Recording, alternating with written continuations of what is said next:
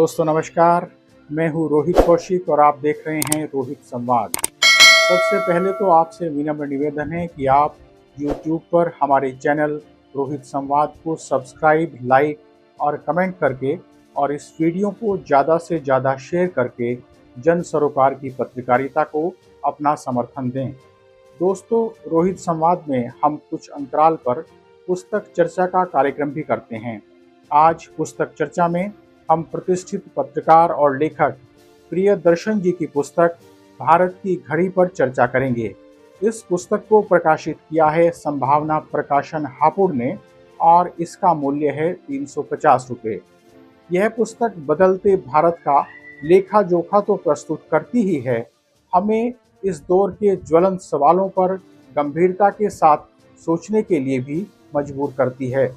इस पुस्तक में संकलित लेख समकालीन मुद्दों पर तार्किक बहस को जन्म देकर हमारे चेतना तंतुओं को झंकृत करते हैं।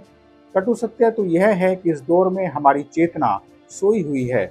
ऐसे माहौल में यदि कोई किताब हमारी चेतना को जगाने का काम करती है तो यह लेखक और किताब की एक बड़ी उपलब्धि है।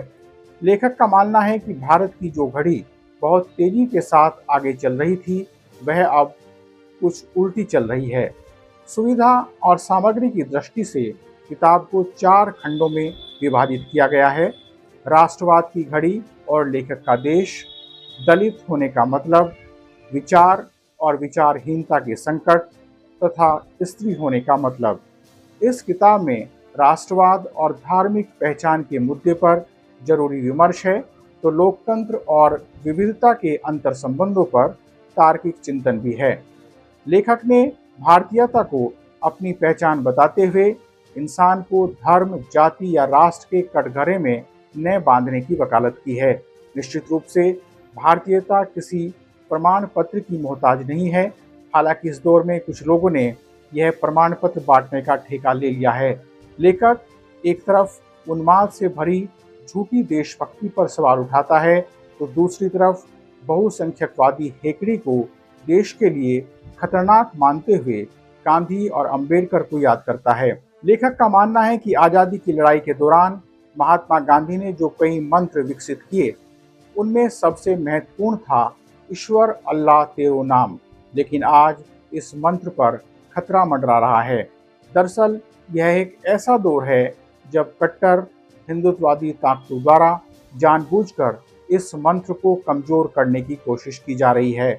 यह भारत के धर्मनिरपेक्ष स्वरूप को कमजोर करने की कोशिश का हिस्सा है। इस कठिन समय में लेखक यह विचार भी करता है कि क्या हमारे समय में गांधी की कोई जगह है। वह मानता है कि दुनिया के बहुत सारे संकट के बावजूद गांधी बने हुए हैं। हालांकि भारतीय संदर्भों में कई जगह गांधीवादी रणनीति विफल नजर आती है। इसके बावजूद आज गांधी हमें वास्तविक रोशनी दिखा रहे हैं और भविष्य में जो हालात बनते नजर आ रहे हैं उसमें भी वे हमें वास्तविक रोशनी दिखाते रहेंगे। यह बात अलग है कि हम नकली रोशनी के सहारे लगातार अंधकार की चपेट में आ रहे हैं। लेखक का मानना है कि अंबेडकर ने भारत के लोगों को उनकी उस भारतीयता की गारंटी दी जो आज़ादी की लड़ाई के दौर में विकसित हुई थी। अंबेडकर न होते तो सामाजिक बराबरी और न्याय की प्रतिज्ञा इतनी प्रबल न होती जितनी हमारे संविधान में दिखाई पड़ती है। लेखक यह सवाल भी उठाता है कि जिस समय हमें गांधी के तत्व और अंबेडकर के तर्क की सबसे ज़्यादा ज़रूरत है, उस समय इनके अनुयायी इन्हें एक दूसरे के खिलाफ क्यों खड़ा कर रहे हैं। प्रियदर्शन व्यवस्था के गटर में मारे जाते दलितों के संबंध में भी सार्थक विमर्श करते हैं। हर साल नाले में उतरकर सफाई करने के दौरान कई लोगों की मौत हो जाती है। ये लगभग सभी लोग दलित होते हैं। दुर्भाग्यपूर्ण यह है कि इन सफाई कर्मियों की मौत पर कोई सवाल नहीं उठाता। लेखक अंबेडकर के नाम का दुरुपयोग होने के खतरे को बखूबी पहचान लेता है, लेकिन साथ ही यह उम्मीद भी जताता है कि अपने सारे दुरुपयोग की कोशिश के बावजूद अंबेडकर बचे रहेंगे। लेखक आरक्षण के मुद्दे पर चिंतन करते हुए यह मानता है कि निजी क्षेत्र में आरक्षण या सामाजिक वैविध्य के सिद्धांत को जगह दिलाने की मांग बरसों पुरानी है, लेकिन सरकार यह काम नहीं कर रही। प्रियदर्शन जी बहुत ही गंभीरता के साथ यह चिंतन करते हैं कि आज़ादी के इतने वर्षों बाद भी क्या यह समाज दलितों के प्रति अपने पूर्वाग्रहों को त्याग पाया है।